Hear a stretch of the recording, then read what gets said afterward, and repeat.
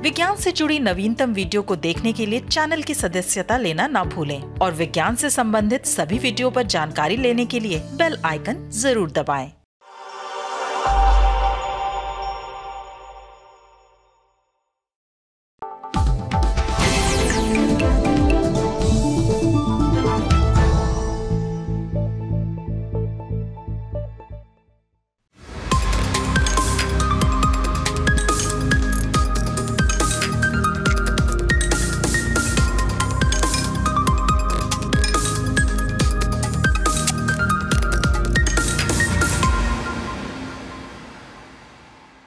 नमस्कार, India science के साप्ताहिक कार्यक्रम साइटेक में आप सभी का स्वागत है।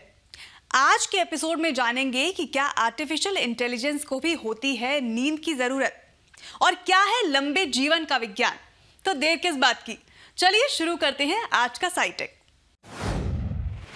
भाई, नींद आखिर किससे प्यारी नहीं होती, लेकिन हम ये सोचते हैं कि नींद केवल हमारे जैसे प्राणियों के लिए ही जरूरी है। क्या हो अगर आपका फ्रिज, आपकी कार या फिर कोई और उपकरण कुछ देर की नींद चाहे? हाल ही के एक शोध से पता चला है कि कृत्रिम बुद्धि यानी आर्टिफिशियल इंटेलिजेंस से लैस उपकरणों को भी ठीक से काम करते रहने के लिए थोड़ी सी नींद की जरूरत होती है। आइए देखते हैं विस्तार से।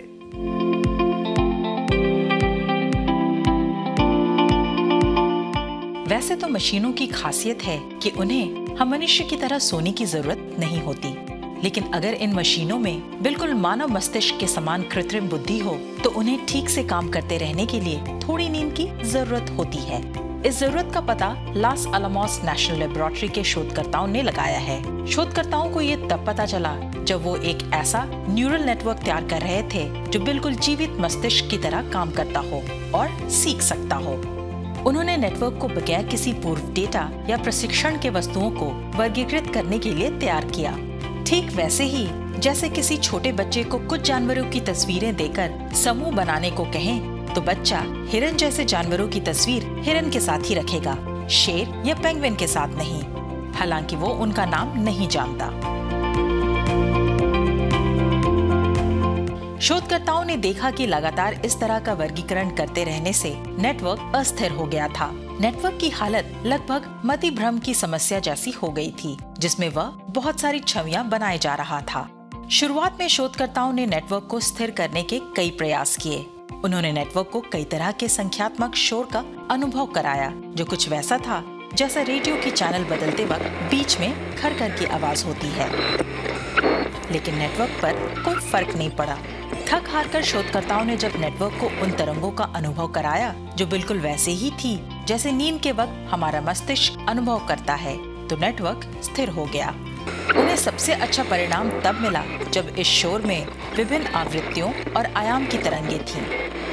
न्यूरल नेटवर्क के लिए ये अनुभव वैसा ही था जैसे उसे एक अच्छी और लंबी नींद दी गई हो। इससे पता चलता है कि कृत्रिम और प्राकृतिक बुद्धि दोनों में गहरी नींद यह तय करती है कि न्यूरॉन स्थिर रहें और मतिभ्रम की स्थिति ना बने।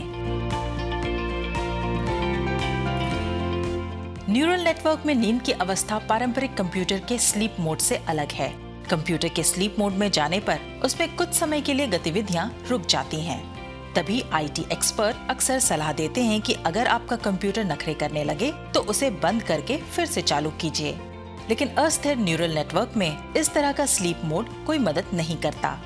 नेटवर्क को बंद करके वापस चालू करने से बात और बिगड़ सकती है। बिजली की सप्लाई बंद होने से नेटवर्क रीसेट हो जाएगा और सारे पूर्व प्रशिक्षण को भुला देगा। यानी न्यूरल नेटवर्क और प्राणियों की नींद का मतलब पूरी तरह निष्क्रिय होना नहीं है।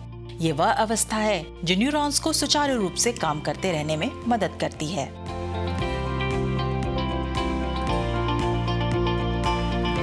वैसे सभी तरह के आर्टिफिशियल नेटवर्क को नींद की जरूरत नहीं पड़ती। ये जरूरत सिर्फ उन नेटवर्क को पड़ती है जिन्हें वास्तविक मस्तिष्क की तरह प्रशिक्षित किया जा रहा हो या नेटवर्क खुद से कोई वास्तविक प्रणाली को सीख रहा हो। मशीन लर्निंग, डीप लर्निंग और एआई को इसकी जरूरत नहीं पड़ती, क्योंकि ये मुख्य रूप से गणितीय संक्रियाओं पर निर्भर होते हैं। उम्मीद है परिष्कृत न्यूरल नेटवर्क हमें हमारी नींद और अन्य प्रणालियों को और भी बेहतर समझने में मदद करेंगे।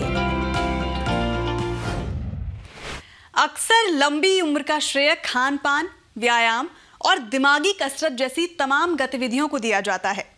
लेकिन क्या आपके मन में यह ख्याल नहीं आता कि इसमें गुणसूत्र यानी कि क्रोमोसोम की भी भूमिका हो सकती है? बायोलॉजी लेटर्स में प्रकाशित एक अध्ययन बताता है कि असमान लैंगिक गुणसूत्र वाले जीवों की तुलना में समान लैंगिक गुणसूत्र वाले जीव अधिक जीते हैं। कैसे? आइए जानते हैं विस्तार से।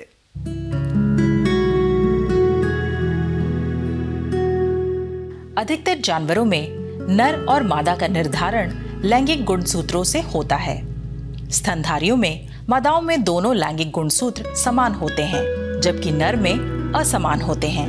पक्षियों में नर में लैंगिक गुणसूत्र समान होते हैं, जबकि मादा में असमान होते हैं। नर ऑक्टोपस जैसे कुछ जीवों में एक ही लैंगिक गुणसूत्र होता है। University of New South Wales के इकोलॉजिस्ट जो ज़ाइरोकोस्टास और उनके साथी जानना चाहते थे कि क्या असमान लैंगिक गुणसूत्र वाले जीवों में आनुवांशिक उत्परिवर्तनों का खतरा अधिक होता है, जिसके कारण उनका जीवन काल छोटा होता है। शोधकर्ताओं ने लैंगिक गुणसूत्र और आयु संबंधी डेटा निकाला। उन्होंने 99 कुल 38 गण और 8 वर्गों की 229 प्रजातियों के नर और मादाओं के जीवन काल की तुलना की। उन्होंने पाया कि किसी भी प्रजाति में समान लैंगिक गुणसूत्र वाले लिंग का जीवन काल 17.6% तक अधिक होता है। जीवन काल का ये पैटर्न मनुष्यों, जंगली जानवरों और पालतू जानवरों में दिखाई दिया।